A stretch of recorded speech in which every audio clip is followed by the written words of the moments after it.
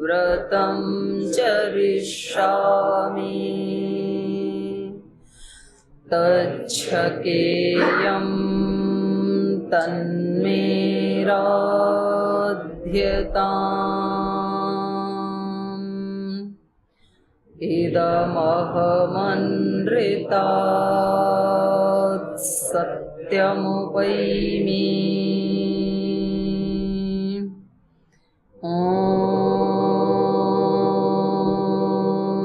सहनाववतु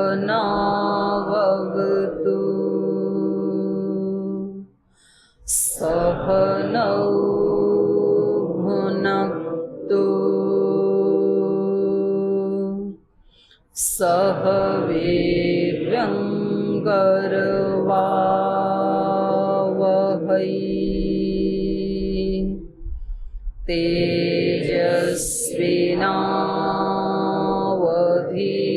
तेजस्विनावधीतमस्तु मा विद्विषावहै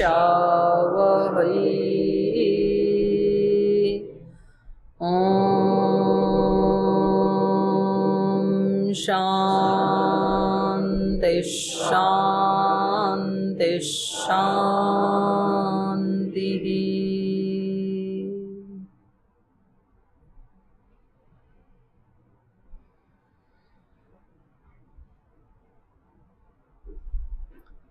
वाल्मीकि रामायण के अरण्य कांड का 18 सर्ग हम पढ़ रहे हैं।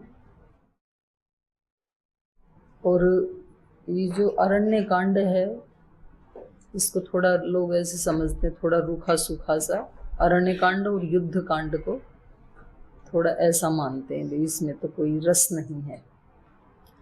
लेकिन हमारे जीवन के लिए ये बहुत ही महत्वपूर्ण है, युद्ध कांड भी और अरण्य कांड भी। क्योंकि हर व्यक्ति का जीवन एक संघर्ष, एक चुनौती हमेशा उसके जीवन में बनी ही रहती है, छोटी या बड़ी। जब तक हम अपनी सारी समस्याओं का समाधान योग के माध्यम से प्राप्त ना कर लें, स्थायी समाधान, तो तब तक एक किसी परेशानी को हटाते हैं तो दूसरी सामने खड़ी होती है, दूसरी को हटाते हैं तो तीसरी खड़ी होती है। तो कुछ ना कुछ ऐसी चीज़ें हमारे मन के सामने उपस्थित होती ही हैं जो हमारे मन को अप्रसन्न करने वाली होती हैं, हमारी प्रसन्नता को बाधित करने वाली होती हैं। तो उस दृष्टि से ये बहुत महत्वपूर्ण कांड है, क्योंकि इसमें असुरों के साथ युद्ध दिखाया है ज़्यादातर, जहाँ तहाँ युद्ध। और जब युद्ध नहीं है तो तपस्या। अरण्य में 2 ही काम हैं, या तो तप करना और या तो असुरों के साथ युद्ध करना। तो एक जो श्री राम की जो सबसे महत्वपूर्ण विजय है, सबसे महत्वपूर्ण विजय तो रावण का वध ही है। सबसे बड़ा जो असुरों का भी राजाधिराज है उसका वध, तो ये तो सबसे बड़ी विजय है। उस विजय तक पहुंचने से पहले, वहाँ से पहले जो तप करना है और छोटे छोटे असुरों से झगड़ा भी करना है, तो ये बिल्कुल हम सब मनुष्यों के जीवन से मेल खाता है। हमारा परम लक्ष्य तो क्या है? सबसे लास्ट में जो रावण जैसा जो शत्रु है, असुर है, वो है अहंकार। रावण अहंकार का पर्याय है, क्योंकि व्यक्ति सारे दोषों को तो हटा देता है। तप करने वाला व्यक्ति, योगी व्यक्ति, साधक व्यक्ति अपने जीवन से चुन चुन के सारे दोषों को हटा देता है। लेकिन फिर उसको ये लगने लगता है कि देखो मैंने सारे दोषों को हटा दिया, मैं निर्दोष हो गया। तो ये अंतिम शत्रु है, अहंकार आ जाता है। अच्छाई का भी अहंकार आ जाता है। जो आसुरी संपद में दंभ और दर्प कहा है, वो तो दूसरे राजसिक और तामसिक असुर हैं। लेकिन ये अहंकार दोनों प्रकार का होता है। ये तामसिक भी होता है, राजसिक भी होता है, सात्विक भी होता है। अच्छाई का भी अहंकार आ जाता है व्यक्ति को कि मैं दूसरों से अलग हूँ, मैं दूसरों से श्रेष्ठ हूँ, मैं दूसरों से विद्वान हूँ, दूसरों को इतने शास्त्र स्मरण नहीं है, मेरे को स्मरण है। दूसरे व्यक्ति इतना अच्छा योग नहीं करते, मैं करता हूँ। दूसरे व्यक्ति इतना अच्छा भाषण नहीं देते जितना मैं देता हूँ। दूसरे व्यक्ति इतनी अच्छी कविता भजन नहीं बनाते जितना मैं बनाता हूँ। दूसरों के पास इतनी अच्छी गाड़ी नहीं है जितनी मेरे पास है। दूसरों के पास इतना सुंदर घर नहीं है जितना सुंदर हमारा है। दूसरों के बच्चे इतने ज़्यादा आज्ञाकारी नहीं है जितने हमारे हैं। अनेक अनेक रूपों में ये, तो इसलिए दैवी संपद में सबसे लास्ट वाला क्या बताया? न अतिमानिता। अतिमानिता यदि आ गई तो दोष है, और वो नहीं आई तो वो दैवी संपद है। क्योंकि एक दिन पहले भी ये बात हुई थी ना कि दैवी संपद के जो 26 गुण हैं, वो दैवी का मतलब ही ये है कि वो भगवान के हैं, मनुष्य के नहीं है। देव से संबंधित मतलब भगवान, वहाँ देव का मतलब है ईश्वर, ब्रह्म। ये सारे गुण ब्रह्म के हैं, हमारे नहीं है। और हम उनसे थोड़ा ले सकते हैं, तो फिर हमारा तो नहीं, उसके ऊपर अधिकार नहीं है ना। जिसका है वो ही उसका तो मालिक है, हम तो नहीं है। तो इसलिए लास्ट में कहा नातिमानिता। अतिमानिता नहीं आनी चाहिए। अतिमानिता आ गई तो इतना किया हुआ पुरुषार्थ फिर व्यर्थ चला जाएगा। जैसे रावण का चला गया ना। रावण बहुत पुरुषार्थी था, बहुत विद्वान भी था, बहुत अच्छा वेद पाठी भी था, तो सब गुणों से संपन्न हो गया वो। विद्या से भी, वैदुष्य से भी, बल से भी, धन से भी, पद से भी, सब चीजों से सुसंपन्न हो गया। लेकिन एक अंतिम जो असुर था, अहंकार, वो भी अच्छाई वाला अहंकार, मैं सबसे अच्छा हूं, ये वाला अतिमानिता वाला, तो उसको वो हटा नहीं पाई। तो उसको हटाने के लिए, क्योंकि भगवान तो भक्त वत्सल हैं, अपने भक्तों के प्रति बहुत वत्सलता है भगवान के हृदय में, तो अपने भक्तों का अहंकार ईश्वर जरूर नष्ट करते हैं, ये उनकी कृपा है। तो रावण का भी अहंकार नष्ट किया श्री राम ने, ये श्री राम की कृपा है रावण के ऊपर। उनको अहंकार से मुक्त करके पूर्ण मुक्त कर दिया, फिर सर्वथा मुक्ति दे दी रावण को। तो वो तो अंतिम लक्ष्य है कि अच्छाई का भी अहंकार ना रहे हमें, पर उससे पहले अच्छाई आई तो जिनका अहंकार व्यक्ति कर सकता है वो अच्छाई तो आए पहले। ये छोटे छोटे असुरों को मारने जैसा है, क्योंकि छोटे छोटे असुर आलस्य, प्रमाद और उदासीनता, ये दोष आते रहते हैं हमारे अंदर। प्रमाद तो सबसे बड़ा शत्रु है, कभी न कभी आ जाता है, कभी सक्रिय रूप में, कभी निष्क्रिय रूप में। तो ये खरदूषण को मारने जैसे शत्रु हैं जो अभी श्री राम मार रहे हैं।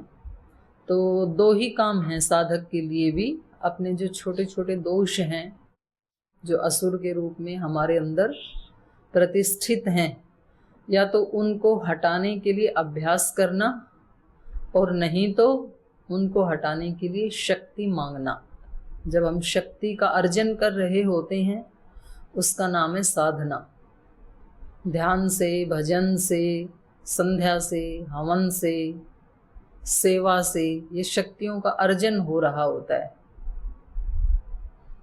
और जब अच्छे काम करते हैं परोपकार के, तो वो असुरत्व का नाश हो रहा होता है। क्योंकि अच्छे काम करने में, परोपकार आदि करने में फिर ये आलस्य, प्रमाद आदि आते हैं ना, मुझे क्या लेना देना है, ये नहीं सोच रहे हैं तो मैं भी क्यों सोचूं। तो ये हैं खरदूषण जैसे शत्रु। तो उनको मार करके और फिर अपने स्वभाव में आने की प्रैक्टिस करना, अभ्यास करना, ये इस प्रसंग से मेल खाती हुई बात है। मुख्य बात ये, तो यहाँ श्री राम ने पहले त्रिशिरा का वध किया, पहले उसके उपकरणों को नष्ट किया, उसके सारथी को, घोड़ों को, उसके रथ को, रथ के पहिए को, जुए को, माने उसके जो भी साधन थे असुरत्व को आगे बढ़ाने के, पहले तो उनका नाश किया। कारण का निवारण करने से कार्य का भी निवारण हो जाता है, कार्य कारण का सिद्धांत है ना। और उसका वध करने के बाद अब खर का नाश करने के लिए खर स्वयं ही आ रहा है श्री राम की तरफ, दोष खुद ही आते हैं हमारे पास दौड़ करके। और कैसे आते हैं, बहुत सुंदर उपमा भी दी इन्होंने। जैसे पतंगे दीप शिखा की तरफ भागते हैं, उनको लगता तो ये है कि हम दीप शिखा को आत्मसात कर लेंगे, अर्जित कर लेंगे, उनको बहुत आकर्षित करता है प्रकाश, वो खुद ही नष्ट हो जाते हैं दीपक के साथ लिपट करके। तो ऐसे ही खर स्वयं ही श्री राम की तरफ तेज गति से झपट रहा है, दौड़ रहा है। और दौड़ते ही उसने सबसे पहला कार्य क्या किया, जहां से धनुष को पकड़ा जाता है उस पकड़ने वाले स्थान को ही काट दिया अपने हस्त कौशल से, अपनी विद्या से, धनुर्विद्या के कौशल से। उनके उसको धनुष को जहाँ मुष्टि देशे महात्मनः चायम सशरम अस्य चिच्छेद, जो मुष्टि देश था जहाँ से पकड़ा जाता है धनुष को, उसको चिच्छेद, उसको काट दिया। अपना पाणी लाघवम दर्शयन, अपना हस्त कौशल दिखाते हुए। तो इससे राम को बहुत कष्ट हुआ, क्योंकि श्री राम को ये धनुष किसने दिया था, महर्षि अगस्त ने।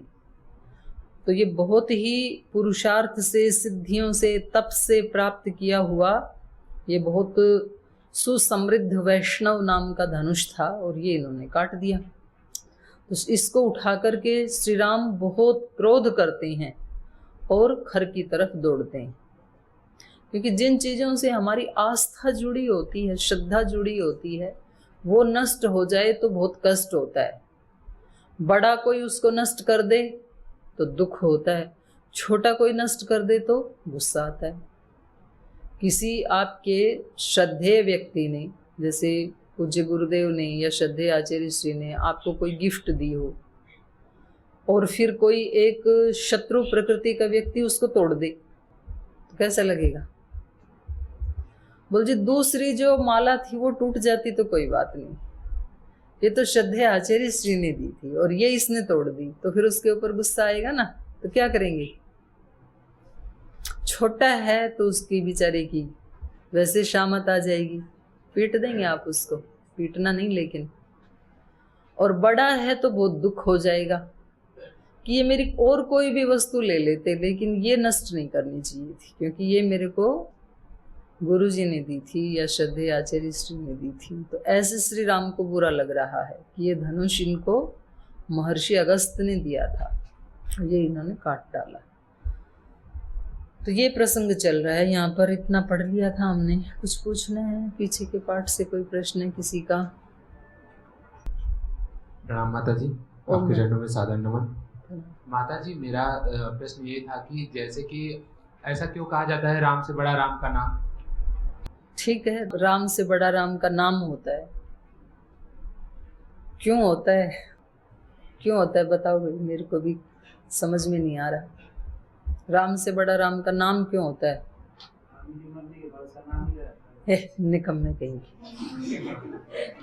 राम कभी मरते हैं? यूँ कह रहा आदमी कि मरने के बाद नाम ही रह जाता है, और क्या रह जाता है? तो इसका मतलब राम को मार दिया इसने।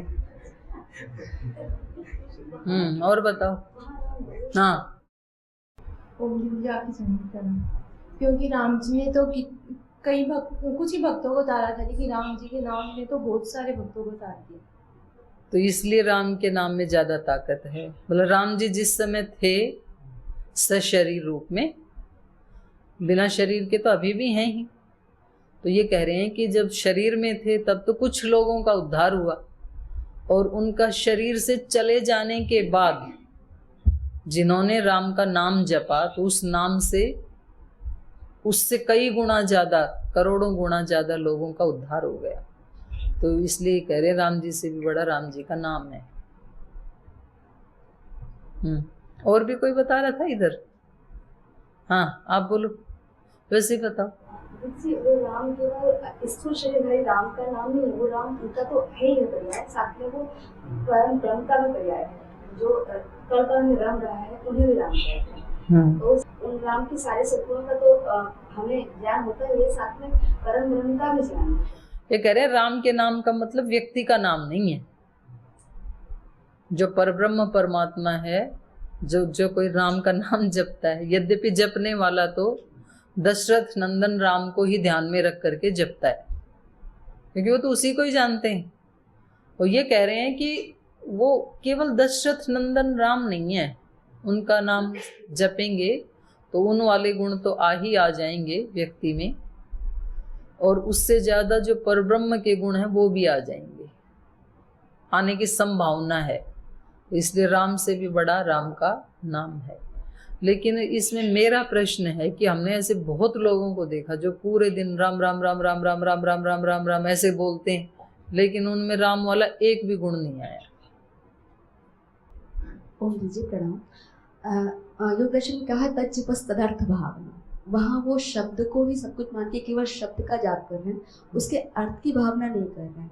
इसलिए शब्द का जितनी देर जाप करते हैं उतने क्षण तो वो उनके अंदर दोष नहीं होते हैं, उतने क्षण, लेकिन अर्थ भावना नहीं करते। ये उतने क्षण भी होते हैं, उतने क्षण भी होते हैं। एक माता जी वो माला जपती रहती थी, अब तो चली गई हूँ बेचारी, और जैसे वो जपते जपते देखा उधर से दूध वाला आ गया दूध देने के लिए, तो बहू ने दूध डलवा लिया उसमें पात्र में, तो वो बोल रही कृष्णा इसमें पानी मत मिला देना। बोली मम्मी आप माला का जप कर लो ना। बहू कह रही आप जप कर रहे थे, आपका ध्यान मेरे ऊपर है। चलो ठीक जी, और बोलो। एक और प्रश्न था कि हम राम को किस रूप में देख सकते हैं, परमात्मा के रूप में कि महात्मा के रूप में? कौन से राम की बात कर रहे हैं आप? जो हम रामायण में पढ़ रहे हैं, वाल्मीकि रामायण में जो पढ़ रहे हैं। हाँ। दशरथ नंदन, दशरथ नंदन तो परमात्मा नहीं है। परमात्मा के बहुत सारे गुणों को उन्होंने धारण किया है, क्योंकि वो स्वयं भी राम का ध्यान करते हैं। श्री राम की उसमें रामायण में दिनचर्या देखते हैं ना हम, सुबह वो संध्या भी करते हैं, यज्ञ भी करते हैं, तो इसका मतलब अपने से ऊपर किसी और सत्ता को वो स्वीकार कर ही रहे हैं। तो उसको आप ओम कहें, शिव कहें या राम कहें, पर कोई सत्ता तो है उनसे ऊपर, तो इसलिए उनको परात्पर ब्रह्म तो नहीं कहेंगे, क्योंकि वो भी किसी और का ध्यान कर रहे हैं। जिसका ध्यान कर रहे हैं वो परात्पर ब्रह्म है, और वो जो परात्पर ब्रह्म है उसके अनेक नाम हैं। उसी का नाम शिव भी है, ब्रह्मा भी है, विष्णु भी है, राम भी है, एक नाम राम भी है। तो अगर आप उसकी बात कहें तो परमात्मा का ग्रहण होगा, और अगर आप इनके दशरथ नंदन की बात कहें तो महाराजा दशरथ ने देखा कि मेरे बेटे में बहुत सारे गुण ऐसे हैं जो किसी एक अवतारी सत्ता के होने चाहिए। तो उन्होंने उनका नाम, उन्होंने तो नहीं, गुरुजनों ने नाम दिया, महर्षि वशिष्ठ ने दिया ये तो, कि इनका नाम तो राम होना चाहिए। जैसे किसी कुल में कोई बालक पैदा होता है और वो उस कुल के लोग सोचते हैं भाई हम तो ये चाहते हैं कि ये ऐसा बच्चा बने कि इसका प्रकाश भगवान के प्रकाश की तरह, इसका सुयश पूरे जगत में फैले। तो बोले भाई भगवान का नाम क्या है? बोले ओम, तो उसके साथ प्रकाश और लगा दो, तो नाम निकाल दिया ओम प्रकाश। तो ओम प्रकाश परमात्मा का भी नाम है, और परमात्मा जैसा बनने के लिए किसी ने अपने बच्चे का नाम भी रख लिया। तो बच्चा जो है उससे ब्रह्म का ग्रहण तो नहीं होगा, पर यदि ब्रह्म के कुछ गुण भी उसमें आ गए तो उसको भी बहुत ज्यादा सुयश फैलेगा। तो ऐसा ही ये भी है। और कोई प्रश्न है जी? दीदी, मेरा एक प्रश्न है कि कल पूज्य आचार्य जी ने सभी बहनों को स्फटिक मणि का जो माला दिया था, उसके लिए बहुत सारी बहनों से ऐसे मतलब चर्चा हुई कि इस माला का मतलब यूज माला जप के करें या पहन के करें या दोनों स्थान में रख दें। रखना बिल्कुल नहीं है, जप करना और जप के बाद पहन लेना, दो यूज है जी। तो इसके क्या फायदे हैं स्फटिक मणि का, मतलब इसके पता नहीं है कि इसके बारे में क्या है। तो ये शरीर के लिए बहुत, एक तो शीतलता प्रदान करता है, एनर्जी भी प्रदान करता है, और तो फिर पूज्य आचार्य जी बताएंगे गुण। दो तो मेरे को भी पता है, हैं? और भी पता है किसी को?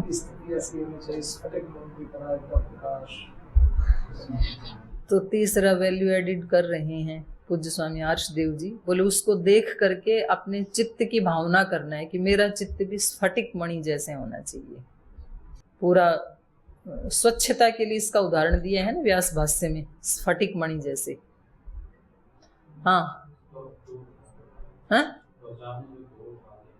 वो तो बता दिया मैंने, त्वक वाला तो बता ही दिया। तो उसको उसमें बक्से में नहीं रखना, अलमारी में बंद करके नहीं रखना, छिपा के रखते हैं, दिया था। तो आचार्य जी ने इसलिए दिया है, पहन के भी रखो और जप भी करो। शौच आदि जाते समय, स्नान करते समय उतार देना। जी। ओम माता जी, मेरा ये प्रश्न है कि सांख्य दर्शन में ना ये बताया गया कि न नित्य शुद्ध बुद्ध मुक्त स्वभाव से आत्मा का स्वभाव बताया गया है। तो हम जैसे क्रोध करते हैं, रोते हैं, तो ये कौन सा स्वभाव हुआ? ये तो आत्मा का स्वभाव नहीं है। हाँ, वो आत्मा का नहीं है बच्चे, वो है तो मन का। मन का फिर मतलब कि जो शरीर है वो तो आत्मा के उससे चलता है ना, तो मन क्या है? मन आत्मा का एक उपकरण है। जैसे बाहर उपकरण है ना, आत्मा को कोई रूप देखना है तो किस उपकरण से देखेगा? साधन क्या है आत्मा के पास रूप देखने का, आप बताओ। आंखें, शरीर है, आंखों से। नहीं, शरीर नहीं, आंखें बोलो, क्योंकि रूप तो केवल आंखों से दिखता है ना। आत्मा को कोई अच्छी सी गंध ग्रहण करने की इच्छा है तो उपकरण क्या है? नाक है। आत्मा को भजन सुनने, अच्छे अच्छे शब्द गुरुवाणी सुननी है या मंत्र पाठ सुनना है तो उपकरण क्या है? कान है। तो ऐसे ही आत्मा को किसी तत्व का, परम तत्व का चिंतन मनन करना है तो किससे करेगा? मन से। उसके वो अंतःकरण है। जैसे बाहर के करण है, जैसे हमें कोई काम करना है फिजिकल तो हम हाथ से करेंगे, कर्मेंद्रिय है। 5 ज्ञानेंद्रियां हैं, 5 कर्मेंद्रियां, तो ये तो बाहर के करण है। और एक अंदर भी करण है जो इन सारे ज्ञानों को का प्रतिसंधान करता है, इकट्ठा करता है, मिलाता है, मिक्सअप करता है, फिर आत्मा को भेजता है। आंख ने तो देख लिया रूप, फिर मन उसमें निर्णय करता है कि अच्छा है या बुरा है, और वो आत्मा के पास भेज देता है मनन करके। तो उसके अंदर जब दोष आ जाते हैं मन के अंदर, तो फिर आत्मा का अपना जो नित्य शुद्ध बुद्ध मुक्त स्वभाव था ना, वो उसको फील नहीं होता है। क्योंकि योग दर्शन का सूत्र है ना, शुद्धोपि प्रत्ययानुपश्य, क्या है पूरा? दृष्टा दृषि मात्र, शुद्धोपि प्रत्ययानुपश्य। दृष्टा का मतलब है आत्मा। दृष्टा यद्यपि दृषि मात्र है, दृषि मात्र मतलब ज्ञान स्वरूप है, वो शुद्ध स्वरूप है वो, और नित्य है, उसका कभी नाश नहीं होता आत्मा का, और मुक्त स्वरूप है, वो बंधन में भी नहीं आता है। लेकिन तो भी प्रत्ययानुपश्य, प्रत्यय का मतलब है वहां पर बुद्धि। बुद्धि जैसा दिखाती है वैसा ही वो देखता है संसार को। अगर बुद्धि कहे कि ये रूप अच्छा है तो आत्मा के पास जाएगा कि ये गुलाब का फूल अच्छा है। बुद्धि यदि कहे कि बिल्कुल बेकार है, कांटे और चुभ गए इसको तोड़ने में, तो आत्मा के पास ज्ञान गया ये बिल्कुल बेकार है। अगर बुद्धि ने कहा कि संसार भगवान का ही एक सगुण साकार रूप है, ये जितने भी मनुष्य हैं या दूसरे प्राणी हैं, ये सब भगवान इनका सृष्टा है और भगवान की बनाई हुई कोई भी चीज बेकार नहीं हो सकती है, इसलिए सब बहुत अच्छे हैं, तो आत्मा क्या मान लेगा? सब बहुत अच्छे हैं, संसार बहुत सुखदायी है, बहुत अच्छा है। और बुद्धि बोले कि इस संसार में कोई किसी का नहीं है, सब मतलबी है, इस संसार में सब बेकार है, सब स्वार्थी, सबको अपनी पड़ी है, दूसरे का कोई ध्यान नहीं करता है। तो आत्मा क्या मान लेगा? संसार बिल्कुल बेकार है, इसमें एक क्षण भी नहीं रहना चाहिए, तो दुखी हो जाएगा। तो इसको कहा प्रत्ययानुपश्य। तो इसमें दोष ना आए बुद्धि में, इसके लिए ये सारी साधनाएं हैं। ध्यान करें, भजन करें, यजन करें। अगर ये कुछ भी नहीं करेंगे तो धूल आना स्वाभाविक है। जैसे आपके श्वेत वस्त्र है ना, यद्यपि आप धुल के पहन के आए हो और दिन भर भी आप इनको कोई जान पूछ के तो मिट्टी में नहीं सानते हो अपने कपड़ों को, लेकिन तो भी कल सुबह नहाओगे तब तक गंदे हो ही जाते हैं, तो फिर दोबारा धोना पड़ेगा, कल दूसरे पहनने पड़ेंगे स्वाभाविक रूप से। तो ऐसे ही यदि हम मन की, इंद्रियों की सफाई ना करें तो स्वाभाविक रूप से इनमें धूल जम ही जाती, गंदे हो ही जाते हैं ये। तो बाहर की इंद्रियां और शरीर तो हमें गंदा दिख जाता है तो हम साफ कर लेते हैं, लेकिन अंदर मन को कब से हमने संभाला नहीं, कब से हमने ध्यान नहीं किया, कब से हमने सेवा नहीं की, कब से हमने अपने लिए टाइम नहीं निकाला, तो वो स्वाभाविक रूप से उस पर परतें जमती चली गई। तो जैसे किसी दर्पण के ऊपर गर्दा या मैल जम जाए तो उसमें आपकी आकृति या तो दिखेगी ही नहीं, ज़्यादा है तो, और थोड़ी थोड़ी धूल है तो स्पष्ट नहीं दिखेगी आकृति। तो इसलिए भजन गाते हैं ना, इस उजले दर्पण पर प्राणी मैल न जमने पाए, तेरा मन या मेरा मन दर्पण कहलाए। हमारा मन दर्पण जैसे है, तो स्वाभाविक रूप से उसमें धूल तो जमती ही है। पर रोजाना इस दिनचर्या के अनुसार यदि हम रहते हैं, सुबह उठ करके जल्दी उठ के प्राणायाम करते हैं, ध्यान करते हैं, भजन करते हैं, फिर दिन भर सेवा करते हैं, अपने कर्तव्य का पालन करते हैं, जैसे आप अपनी पढ़ाई अच्छे से करें, यही सेवा है आपके लिए तो गुरुजनों की, तो फिर ये साफ रहता है, फिर दुखी नहीं होता है। और जब अपने कर्तव्य का पालन नहीं करते ना, जैसे जिस दिन आप क्लास में ठीक से नहीं पढ़ोगे या सुबह उठ के व्यायाम प्राणायाम ध्यान आदि नहीं करोगे, तो अंदर से कुछ ऐसा लगेगा, मन अप्रसन्न सा, यद्यपि कुछ हुआ नहीं लेकिन तो भी खुश नहीं रहता है। और जब अपना सारा कर्तव्य का पालन करते हैं ना, तो बिल्कुल प्रसन्न रहता है। आपने किसी की निंदा कर दी, चुगली कर दी किसी के सामने, तो यद्यपि दूसरे को अभी पता तो नहीं लगा, पर आपका मन ठीक नहीं रहेगा, खुश नहीं रहेगा। और जिस दिन आपने किसी के पीठ के पीछे किसी की बड़ाई कर दी, उसके गुणों की चर्चा की, तो आपको अच्छा लगेगा, उसको तो पता नहीं लगेगा। तो आत्मा का अपना जो खुद का स्वभाव है वो तो शुद्ध है बिल्कुल, और वो नित्य भी है। तो इसलिए वहाँ योग दर्शन में कहा कि वो शुद्ध नित्य मुक्त बुद्ध ज्ञान स्वरूप भी है। लेकिन जब वो इसके साथ जुड़ जाता है, प्रकृति के साथ जुड़ जाता है, तो फिर अपने को ऐसा मानने लगता है। तो सारी साधनाएं आत्मा की शुद्धि के लिए नहीं है, बुद्धि की शुद्धि के लिए है, अंतःकरण की शुद्धि के लिए है, मन की शुद्धि। अंतःकरण में 4 चीजें आ जाती हैं, मन, बुद्धि, चित्त, अहंकार। करण एक ही है, उसके 4 पार्ट कर दिए। एक वो मनन जब करता है तो उसको मन कहते हैं, जब निर्णय लेता है तो बुद्धि कह देते हैं, और जिसमें ये सारे संस्कार स्टोर होते हैं उसको चित्त कह देते हैं। और जब वो आत्मा के साथ अस्मिता दोष से युक्त हो जाता है, जब हम शरीर आदि को ही मैं समझने लगते हैं, तो उसको अहंकार कह देते हैं। तो ये उसके 4 काम है उसके अंतःकरण के। ठीक है।